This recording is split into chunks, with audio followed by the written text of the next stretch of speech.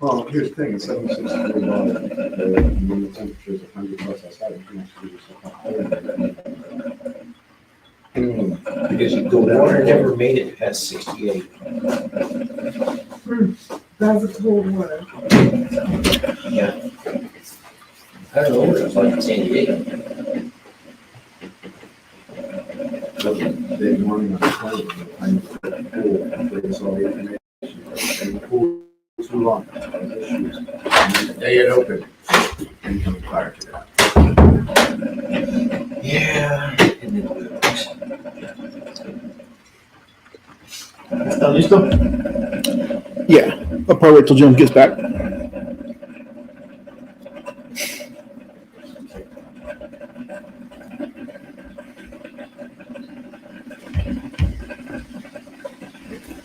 Oh. I had you send me them slides, but I didn't get a chance to look at them. It's a short Midrash, it's not that many slides comparatively.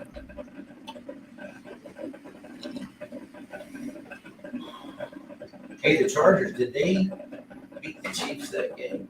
Nope, they lost on the last second doink field goal. I guess the Navy won the Army Navy game, right? I hope not. I think they did. Darn. They were, 13-31 final Navy. Oh, Yeah, go woke, go broke. What can I say?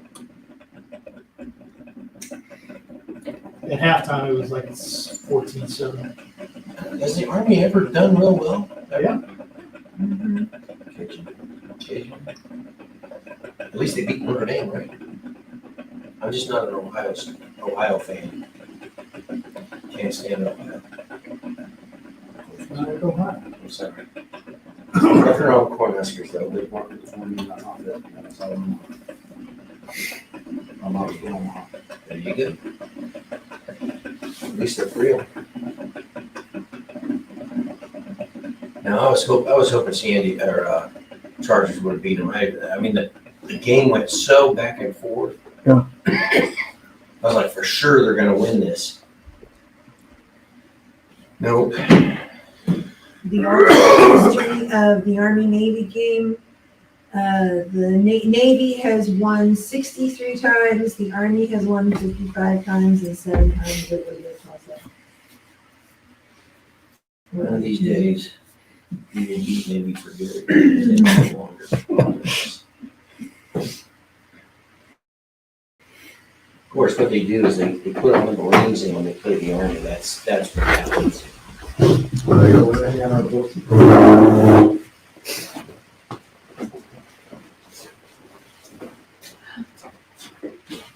Yeah, it is what it is.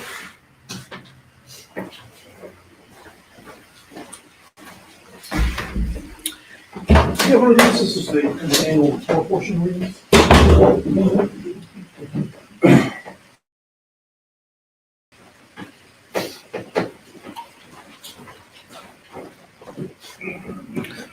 All right, so before we begin our Midrash on Torah portion Vayishlach, we need to acknowledge what Scripture says in Deuteronomy, Devarim, chapter 8, verse 10. It says, so you'll eat and be satisfied, and you'll bless Adonai your God for the good land he has given me. So let's do that. Abba, we have eaten and we're satisfied. We thank you for the land. It's in Yeshua's name we thank you. Amen. All right. So by way of review, these were the readings we did this afternoon for the Torah. Here was the first verse of the Torah. And there is, I don't have a quiz on how many mitzvot in the portion, but the answer is one. There is one mitzvah in this week's portion, not to eat the sinew of the thigh. And this is Article's commentary on that. Two primary issues are forbidden in the hindquarter: the inner sinew, the sciatic nerve, which branches out from the rear of the spinal column and runs down the inner side of the animal's leg. It's forbidden by Torah law, it says, or by the Torah. The outer sinew, the common peroneal nerve, which runs across the thigh on the outer side of the animal's leg, is forbidden by the sages. So in practical terms, what does that tell you, or what does that mean in terms of how would you find a kosher cut of meat? Would it it would not include They Any just really- avoid the whole thing. Here, they just, the front half of the cow. Yeah, sage rules say front half. right. So in other words, the rear half would basically it's a fence around the Torah. the Torah of the sinew part. So I remember seeing on those old Hebrew National commercials with just the front half of the cow was being the edible part of that part. That's only predominant in America.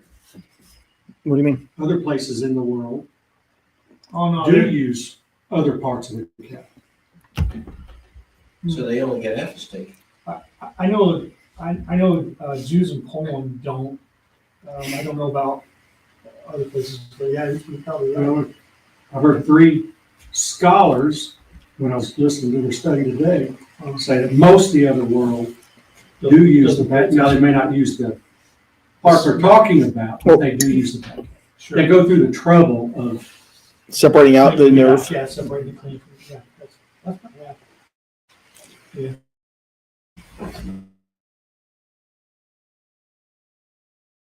So the first, although half of it tells you.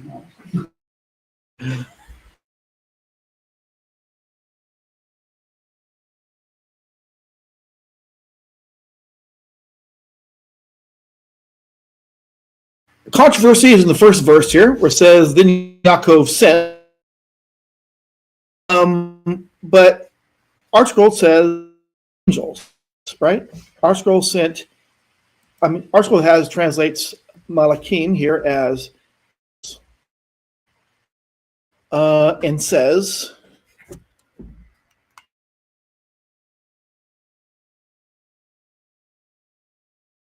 two interpretations. One says, Rashi, who wrote Rabbi Shlomo Yitzhaki, who said that it meant real angels.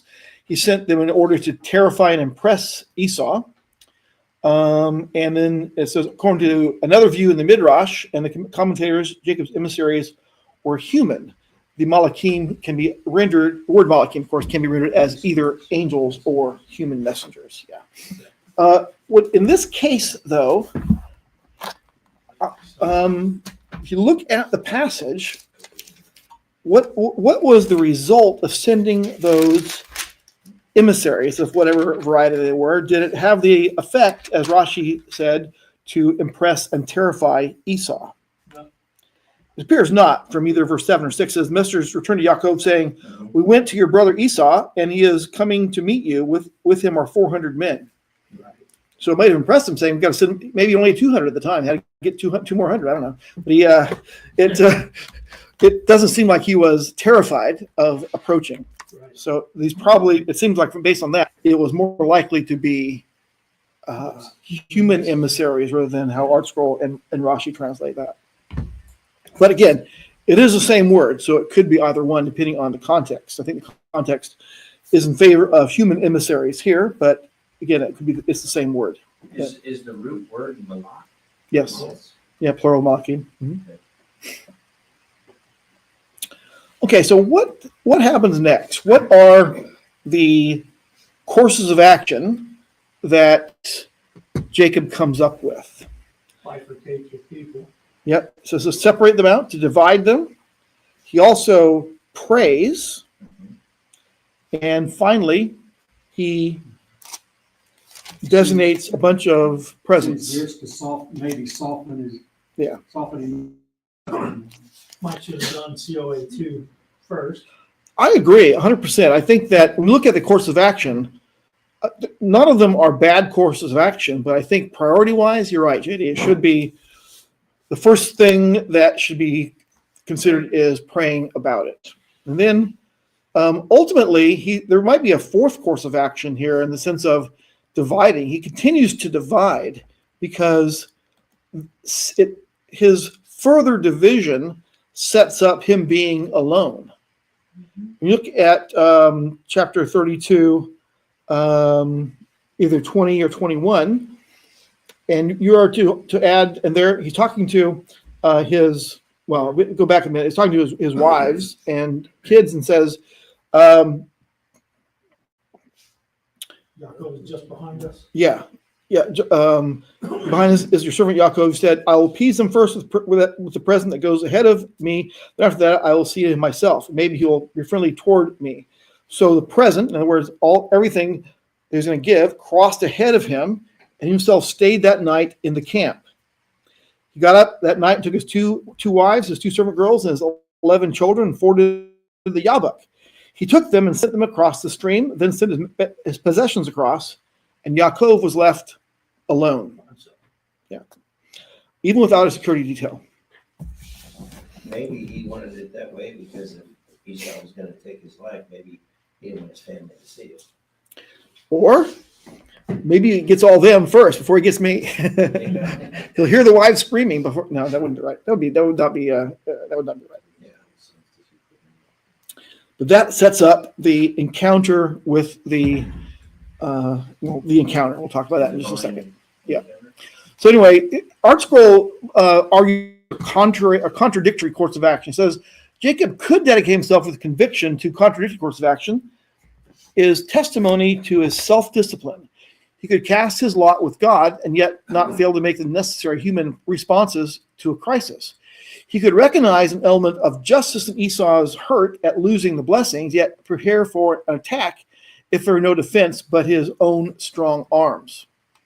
This chapter teaches that Israel in exile must always be able to recognize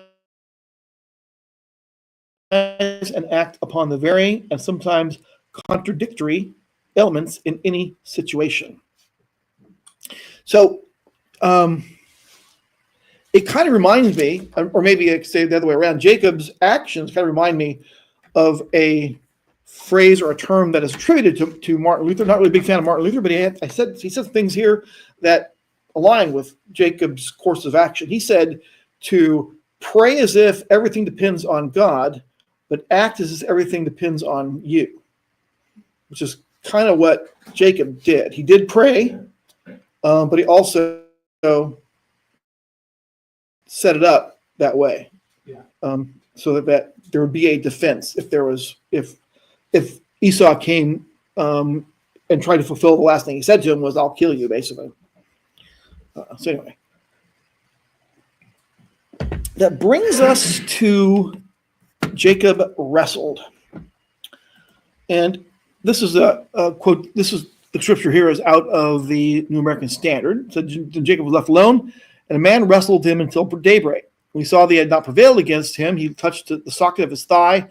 So the socket of Jacob's thigh was dislocated while he wrestled with him. And he said, "Let me go, for the dawn is breaking. I will not let you go unless you bless me." And so he said to him, "What is your name?" He said, "Jacob." And he said, "Your name shall be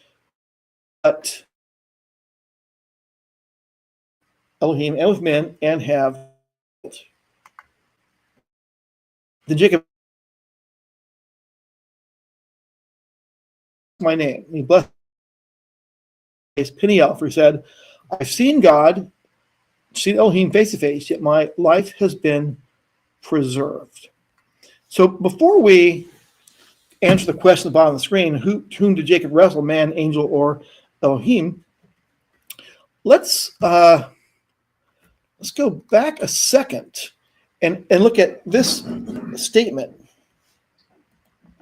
And then he said, "Let me go, for the dawn is breaking." What's the point of that? Why does this messenger have to be let go for the dawn is breaking? What's going on there? I don't know. Well, the Targum relates a tradition that I don't have a slide that covers it, but Targum relates a tradition that essentially says that all the angels leave to go to basically their mission meeting in the morning. They gather at dawn to hear their instruction, their instructions for the day from God. Daily marching orders. Yes. What says that, Targum? I think I read it in the Targum where it says, I'm pretty sure it's in there. Targum, of course, Aramaic commentary. or our Aramaic translation with commentary from about Torah. Oh, okay, what you're trying to- Don't remember. That still could be either. The angels gather in one place. Sunrise, maybe. Yeah.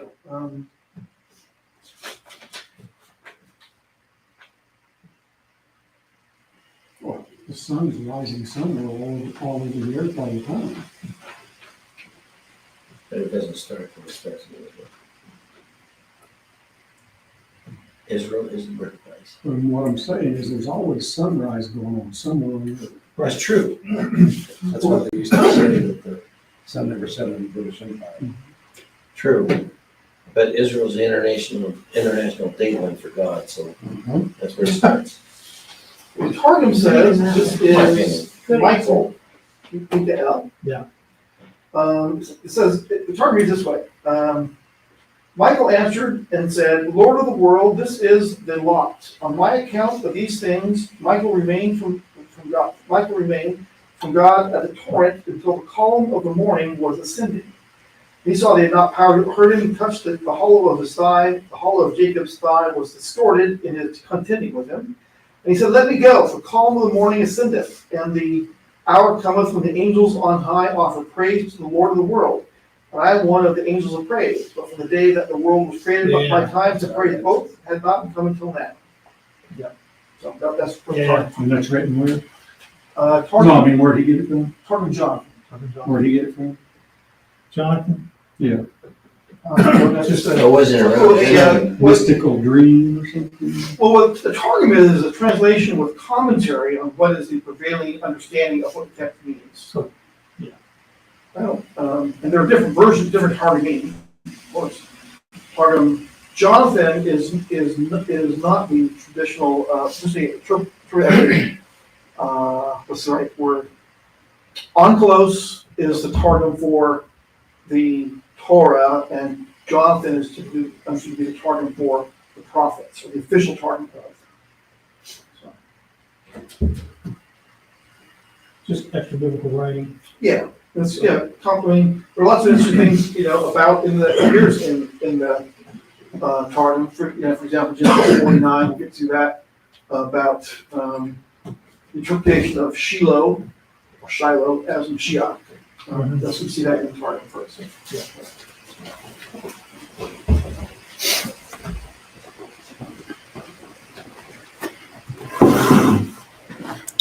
All right. So now to the question. With whom did Jacob wrestle? It can go either way with this. Because I have yet to see a place where in the Bible an angel on his own can bless somebody. Unless God told him to, and then you err. Second, I think it might be the Messiah, but it's a far stretch for me on that one.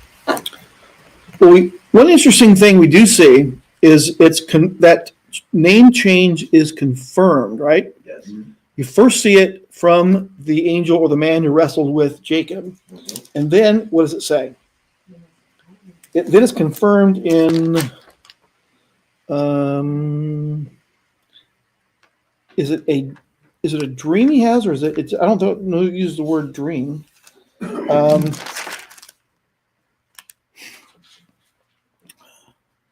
Okay, it's 35:9. Yes. After Yaakov arrived from Padan Aram, God appeared to him again, and blessed him, and said, "Your name is Yaakov. No longer be called Yaakov." So he says the same thing as with whomever he wrestled said. Yeah.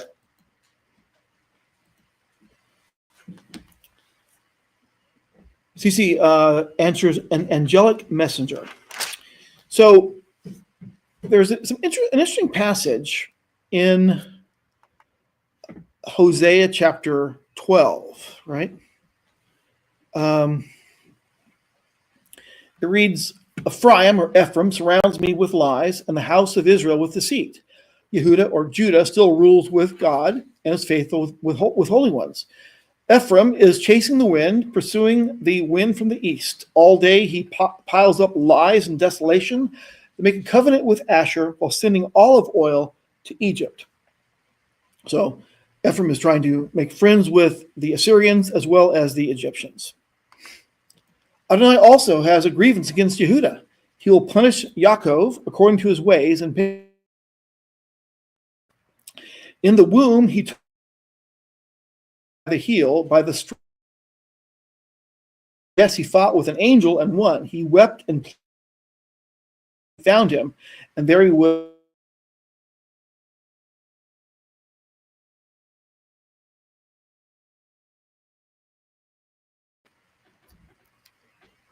So we have this interesting thing going on here where it uses in parallel passages here, it says he fought with God and he fought with an angel and won. So it seems, it seems logical. You could pull three things together, right? Yeah. Because how is this individual described when we first see it in the text? Where are you at? Well, this is from Hosea, the text back in Bereshit in Genesis 32. 23 or 20, yes, 20, 25, 23. yeah, It's Well, 24, in isn't the it? Hebrew, it says he wrestled with a man. right. So Right. we have this three-part pre-thing. And we have, yes, he said he wrestled with a man, Yep. but he calls the place where he wrestled with Pnei El, right? Face of God. And this text, Hosea says it was wrestling with, he fought with God and we fought with an angel and won. So whoever this was is described as A, man, B, God, and C, angel or messenger. You know, I would like to think it was Messiah myself in the physical form. If that's the case, why would this messenger strike his hip bone or his hip socket? Because he wanted to have it as 613 commandments, not just 612. That is Because it is a mitzvah to not eat that part, right? yeah. Is it or not? No, it's not in the old, it's not in the commandments. What it says is this. It says, he called face Peniel because I have seen God face to face, yet my life was spared. As the sun rose upon him, he went on past Peniel, limping at the hip. This is why to this day the people of Israel do not eat the thigh muscle that passes along the hip socket, because the man struck Yaakov's hip Yep. at its socket. Where does it say it was commanded? It's a tradition in honor of what happened. Yeah. Yeah. But the people of Israel don't do it. So if you're part of Israel, you don't do it. Well, people of Israel today don't do a lot of stuff. That wasn't commanded. Well, I'm just saying, according to the text, the people of Israel do not eat the thigh muscle. Right? Is that what the text says? Mhm. But it doesn't say God commanded or Moses commanded or anything like that. True. Since they don't do it. Right. So it's the kind of equation, though. This was before the law was applied. This was before Moses and the law. So, it's these, so if it would be in Leviticus or number one where the law is listed, if it was included as part of the law, this is just showing I don't know. I really don't. I'm not saying it is. But if it is later included as one of the 613, then this is just, I think it would be showing us this is where that law got its roots kind of situation. That's what it would make sense to me.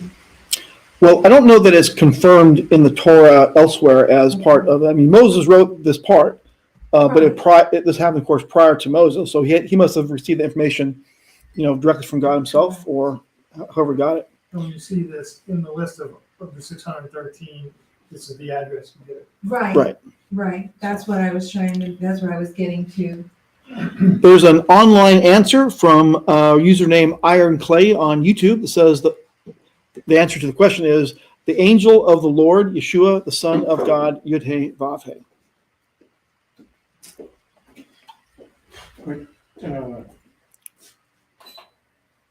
El, the word El, It's God, right? not necessarily. Several judges, and it just means mighty one. Okay. Several judges So, are called Els. So is Elohim. Elohim is used the same way as judges as well. So could it just mean he wrestled against a mighty one, meaning the angel? Well, when he says, But he says, I have seen God face to I've face. seen El, Yes, mighty one. right. I think that, But if it was an angel, when he said, I've seen an angel face to face, right? I don't know that he was man face to angel. Yeah, well, they did say, some say it's man, like her version. Well, Some say, no, it uses the term interchangeably, is what I'm saying. Man, it is man in the text, right? But it also says El, right? Penny Then El. you go back to where it said earlier that he sent angels as messengers, and you have the question, did he send angels or did he send men? Right. So it goes this all in the same kind of Mhm. formatting Yeah. of what are we talking about here? Mhm. Yeah. yeah, because it doesn't, El does not necessarily mean a supernatural being. It just means a messenger. But when you see in Hosea chapter 12, verse 5, yes, we found angel one, he wept and pleaded with him. Then at Bethel he found him, and there he would later speak with Elohe. The text says Yahweh there. You know, kind of same thing. One,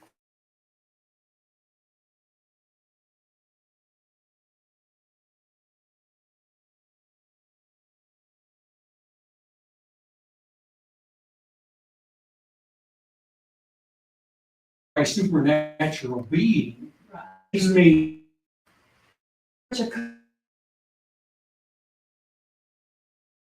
A colloquialism, Yeah. yes.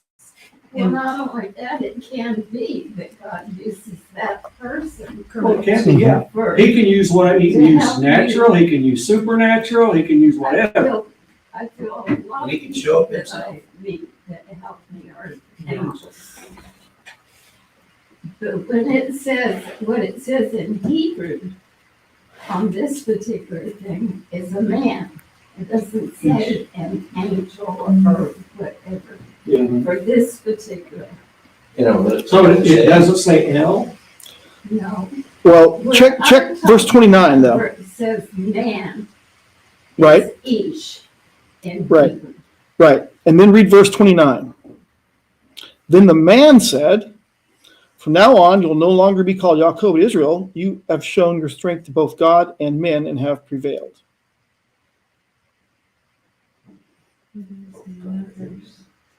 Does it use the same terms to describe the man in that verse as well?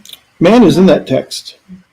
No, it's not, doesn't, well, And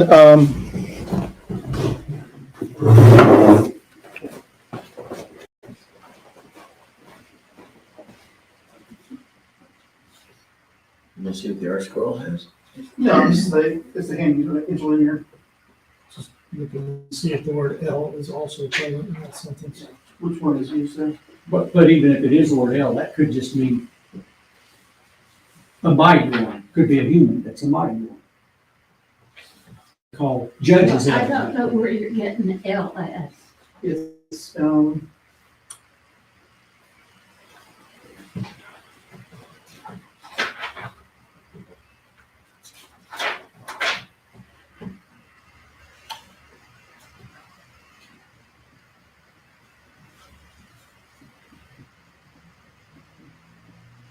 Well, I'm just gonna think it was. Did you say El? I say, Okay, well, so it's in verse 29, where it says, rather your name, but rather Israel, for you have struggled with Elohim, then with men. and with Anashim, men. Does that mean, is that saying the El was a man? I don't know, it doesn't say El, but it says Elohim, Elohim. Well, that's just makes And it that's plural. plural. right? But there's only one person there, right? So that's why we go. Sure.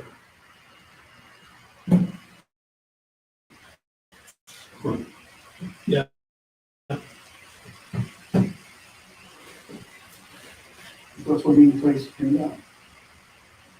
Because It's a basic God. That's right. Makes it, mighty one. right, but that's true. But it's not just El though, right? It's Elohim used in verse 29, So mighty ones. right? But he fought one. But he fought one, so it's sometimes called majestic plural. Only one I ever understood as being plural was God. How many is that? I don't know. I mean, we pray about it. Well, I think in that case, it would mean The Lord. the God of the peoples, multiple. Mighty one of the peoples, not just, he's not your God, he's Elohim, God of all. It's too deep for me. All, plural meaning all. But I'm not an expert.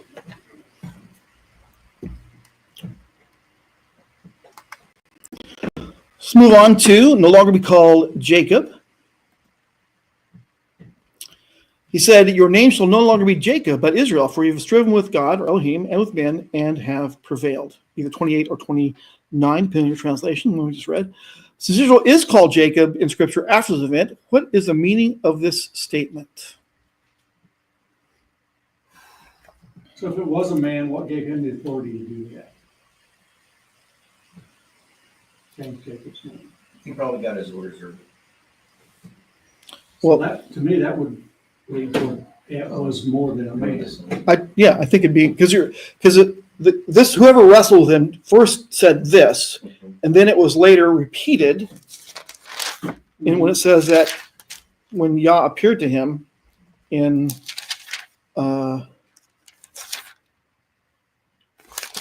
there was Here, 29 maybe.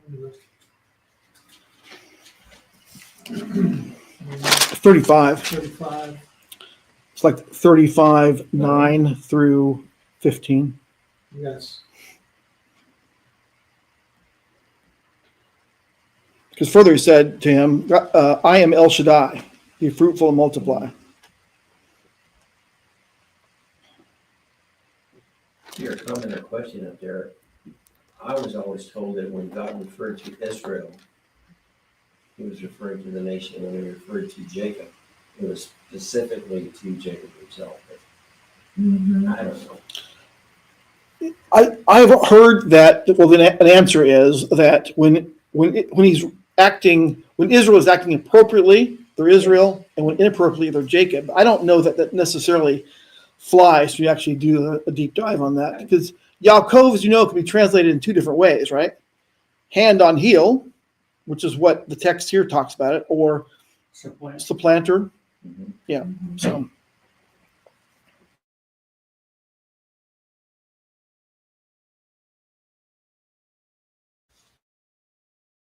A blessing. Then the angels declared, I'll no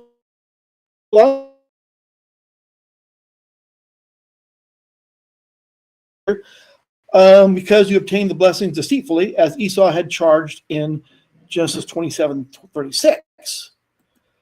Instead, Jacob would receive the additional name Yisrael from Sarah, meaning superiority. From then on, it would be acknowledged that he received the blessings because he prevailed in open competition to demonstrate which of the two was more deserving.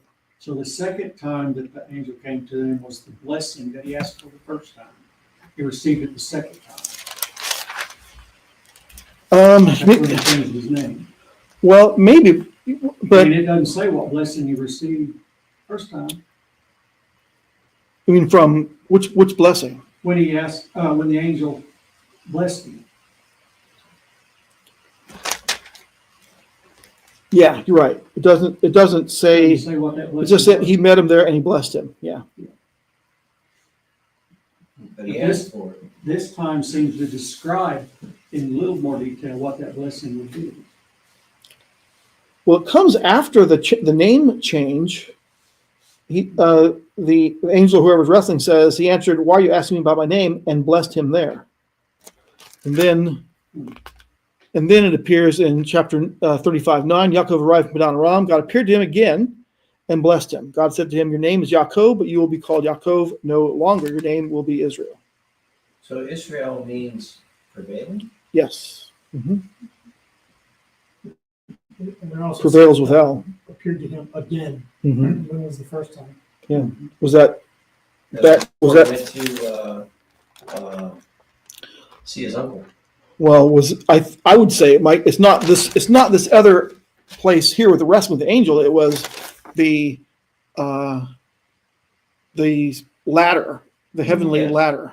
That would have been the first time. Yeah. Yes. Mhm. Yeah. Stone of Schoon. Yeah, well, I don't know about that. I'll just go with the biblical text. Okay. Stone, stone, that one so much.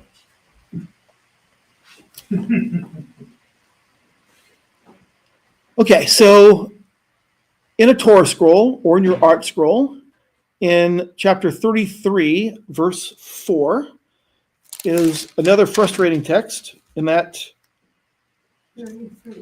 33, verse 4, it's a frustrating text because we can't replicate it.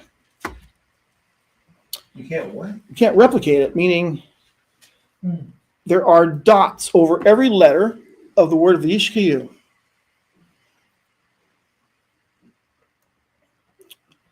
The first 12 verses of chapter 33 are victims of cave worms or the ravages of time.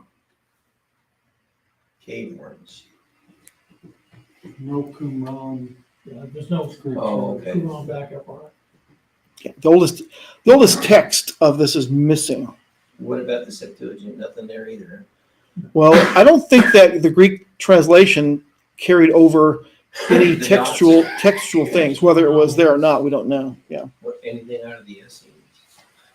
That's all the time. Well, Qumran's yeah, Essene I text. thought it might have been something different.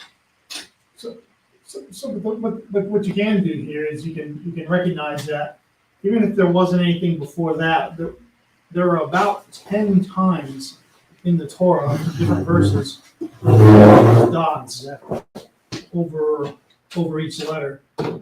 Most of them are in Breshit for sure. There are a couple elsewhere, but in each time, the commentary seems fairly consistent. There's more commentary on this one than all the rest of them, Mm-hmm. but it seems fairly consistent that those dots call into sincerity or the validity of something.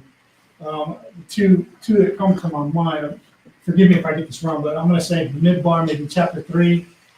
We're talking about the census, and they're counting the Levites. Mm-hmm. And the word ve'et, vav aleph tav, there has those dots over it.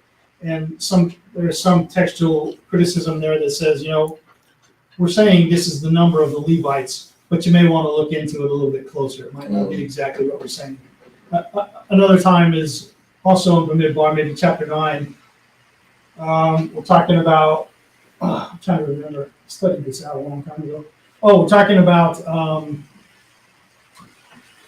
if it's time for the Passover, but you're far away on a long journey. I think the word might be rechaka. What does rechaka mean? Far away, distance, right? The dots appear over that to say you need to call into question how far is too far, that you don't turn around and go back for Pesach now. So I think the theory behind, I don't particularly like the guy who put this together much, but it's consistent with all the rest of the commentary, so you can make a case for it, right?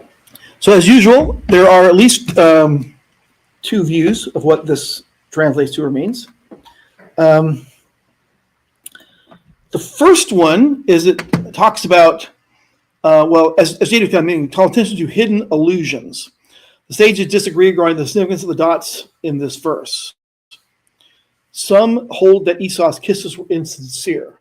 So what that means is, the commentary would say that the insincere part is, I've read a view that the dots over the kisses here was that instead of kissing him, he was really wanting to use those as teeth and bite his neck. Yeah. The other view is that the kisses were sincere, even though it's a rule that Esau hates Jacob. At that moment, his mercy was aroused, and he kissed Jacob with all of his heart. That's what's Rashi's view. Esau did not cry unless he is genuinely moved. Tears flow from the innermost kiss.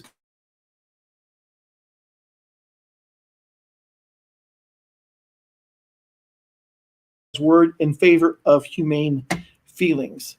So I'd like that to be the truth of it. I don't know that it's carried out that way. It seems like Esau historically obviously has been, like I said in the previous slide, the rule has been, immutable rule that Esau hates Jacob because of what happened with the blessing. Sure. But interesting, going back to the idea of the comment on the blessing, though, I mean, it wasn't until this Torah portion that Yitzhak dies, right? Right. It says Yitzhak lived, this is 35:28. Yeah, exactly. He lived 180 years old, and he breathed his last and died. Together to his people, an old man full of years, and his sons Esau and Yaakov buried him. So traditionally, it was the event that caused the selling of the birthright was when Esau sold his birthright, and it was at Abraham's funeral, or about that time. Here, they're burying their father. And you'd think that, his father said he was, he didn't know how long he'd be alive. More, he thought he was dying, essentially, a couple of chapters ago now. And it's this, Esau and Jacob can unite at least long enough to bury their father, which seems like it's that shows it's a good thing. And then the Torah lists, Esau's descendants here. And so that tells me, it gives at least an indication that Esau was sincere when he's hugging his brother, not insincere. Yeah. That's why bring about all the other ones here. But you do see some important names in this group of Esau's descendants, all right? Among them, Amalek. Right. It's probably the top one, of course, Edom, but I think, however, the dots not being able to be confirmed, I think there's enough consistency between the 9 or 10 other places that this is a good place to see them. yeah, it certainly causes you to think about what's going on here. Yeah. All right, so Jacob journeyed to Sukkot. Sukkos. Sukkos. I would say that there's more than one place in the scriptures called Sukkot, right? Yeah. Sukkot is a term typically translated as booths.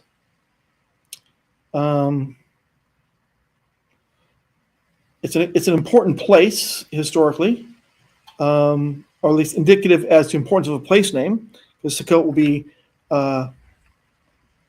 important. Israel journeys to Sukkot after leaving Egypt, and here we see that after encounter with Esau as well. So we see that kind of connection there, journeying to Sukkot, and built for himself a house. Wait a minute, it's a house. It can't be a sukkah. Made booths for his livestock. So the Sukkot are here for his livestock.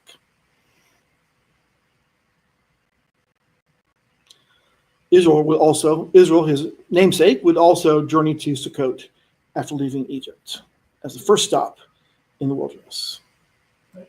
It's the same Sukkot. No, I don't think so, because this is not in Egypt.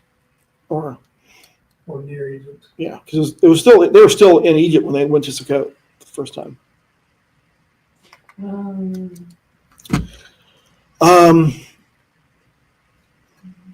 see, what else can you say?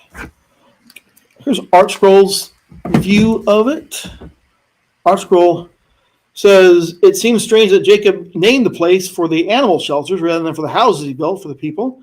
Or Hahim, a commentator, says, who lived in the 1600s, 1700s, suggests that this may have been the first time anyone took the trouble to shelter animals from the sun and cold. We don't really see it in scripture or talking about that in terms of shelters for animals in particular.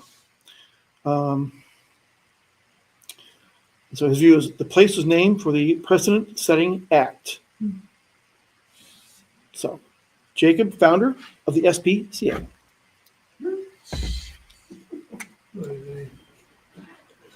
What? Dinah, or Dinah. Dinah, or Dinah, was the object of affection. Is that not the feminine form of Dan? I think it is a feminine form, Dan. I think I've seen it translated elsewhere, though, in another place. As in, there's not a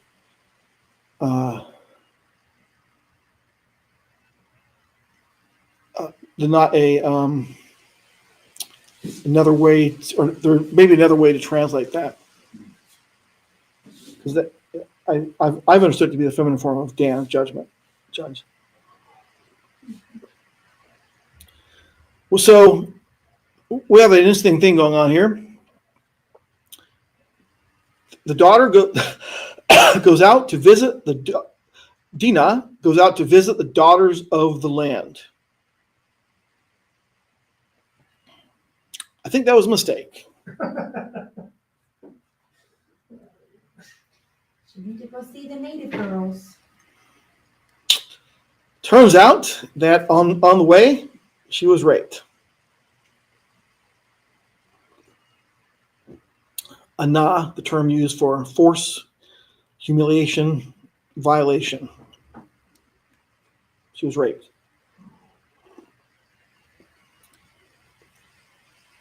So it's not a good event here. So what about the actions that were taken by her brothers to avenge her? It says that as a result of that, he would become a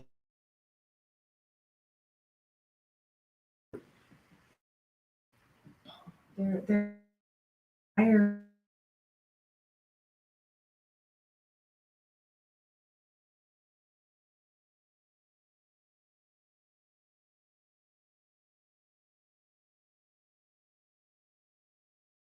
Didn't seek God in their counsel for justice.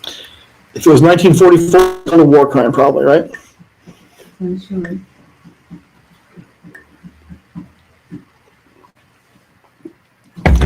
But do you see Dina objecting to any of this?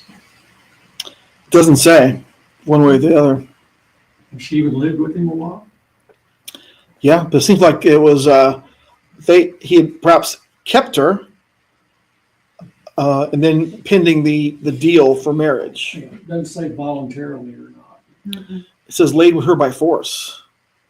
Verse 2. Yeah, laying with her, but I mean her living with him after that I don't know for a that. little bit. Yeah. Well, because when they came back and killed everybody, they got Dinah and brought her home. So she was still there.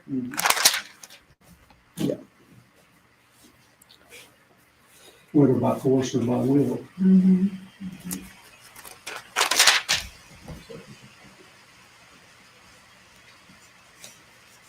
Well, at that point, the man who had attacked her and then fell in love with her, whatever the situation was, that he became attracted to her, he was dead now, so she needed to go back. She was supposed to now go back with where the men who would have been providing for her until she had a husband. That's where she had to go back to, according to their, whatever their traditions were. Yeah, I mean they couldn't give in and join with them, become one people, though, right? Mm-mm. You see the intent here, though, of Shechem and his father and the ites that were with him. It says, verse 34:22, when the people will consent to live with us, become one people only on this condition that every male among us gets circumcised, as they themselves are circumcised. Won't their cattle, their possessions, and all their animals be ours? Yeah, it wasn't just because he loved the woman and No. wanted to Oh, unite. absolutely. He was looking at the booty. The broad spectrum. Mhm. Absolutely. Yeah. Absolutely. I mean, just the fact that it is mentioned that he became deeply attracted to her for whatever reason the attraction was, it was there and it's mentioned. So it's, I'm not saying that it was with any kind of emotional in any kind of emotional state.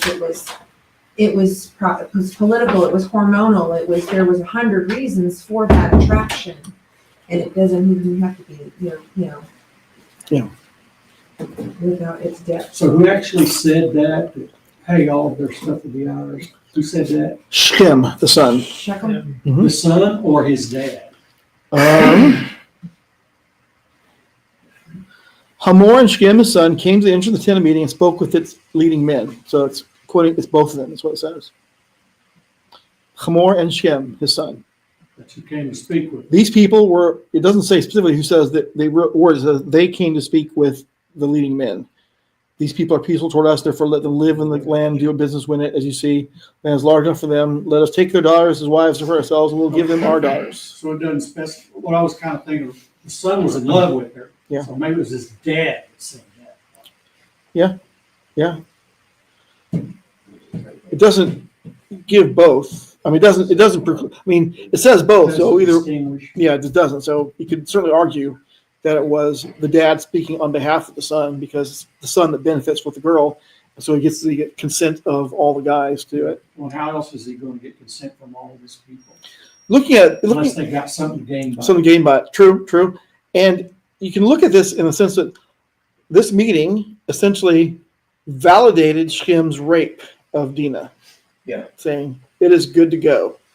We're going to get something out of this. If nothing So- else, they were using it as an argument point because a big group of men standing there being told they're going to have to be, we're going to circumcise them. You got to have a Say selling what? point. You got to have a selling point, right? We didn't even have a word for that. What does it Something mean? that says that we're going to get some stuff out of this if you guys go do this. There was no reason for it. The Hebrews did it because they were showing their love and devotion to God. These people had none of that, so there had to be something They gotta be tangible that like, they had a reason for. What? You want me to do what? Just because you love her? Yeah. Well, he was the prince. You just want to use John for how many chocolates? All right. 35:2. So Jacob said to his household and all who were with him, put away the foreign gods from among you and purify yourselves and change your garments. I wonder, that's me, I wonder if the purify and garments reference makes a parallel to mikvah in Exodus 19:10, gathered around Mount Sinai. So go to people and consecrate them today and tomorrow, let them wash their garments. So it's just before they receive the 10 words. So I wonder if something like that kind of purification is going on here. Again, that's just a wonder. Toldot, Esau. So you see that we've a previous Torah portion called Toldot Generations. You see a heretical book called Toldot Yeshu, I think. These are the Toldot of Esau, the generations of Esau. And it says, Aholibama, the daughter of Anah. You became president. That was the, okay. I don't get it. You know, Obama? Holibama. Holy Obama. Oh. A holy mama! Okay. Set apart Obama. But this is a girl, right? This is a girl. This one's named Mike. Well, don't. This one's named Mike. Oh, no. Oh. Yeah. Holibama, the daughter of Anah. Anah is what Shem did to Dinah, not Diana, Dinah. So Anah is the word for rape. So the daughter of rape. At least that's in Hebrew. So I don't know that because these are Canaanites, right?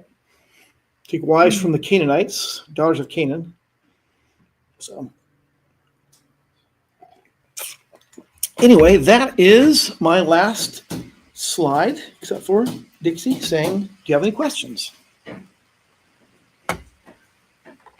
She looks so peaceful there. Of course she is. She has her baby right next to her. 16:30 next week. 1600. 1600 next week. Yeah. All right. Let's pray. Avinu Malkeinu, our Father, our King, Abba, we thank you for allowing us to Midrash, to study in freedom here. We thank you for your wisdom and insight. We thank you in the name of Yeshua HaMashiach. Amen and amen. We're doing Havdalah or not? Probably we will not. We'll just break and go.